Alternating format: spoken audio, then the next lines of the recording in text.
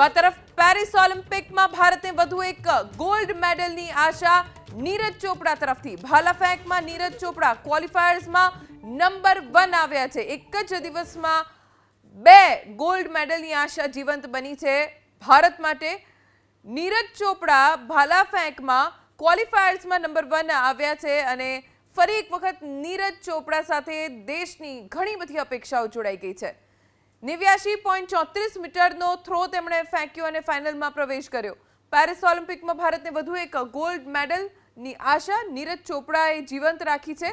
ભાલા ફેંકના ક્વોલિફાયર્સમાં નીરજ ચોપડાએ 89.34 મીટરનો થ્રો ફેંકીને સીધો જ ફાઇનલમાં પ્રવેશ કરી લીધો છે. હવે ભાલા ફેંકની ફાઇનલ 8 ઓગસ્ટે ભારતીય સમય મુજબ રાત્રે 11:55 શરૂ થશે. ભારે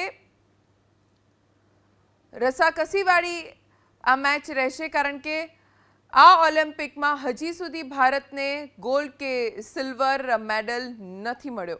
ત્યારે ક્વોલિફિકેશનમાં નીરજના 89.34 મીટરના થ્રો પછી બીજા ક્રમે ગ્રેનાડાનો એન્ડરસન પીટર્સે 88.63 મીટર અને જર્મનીના જુલિયન વેબરે 87.76 મીટરનો થ્રો ફેંક્યો.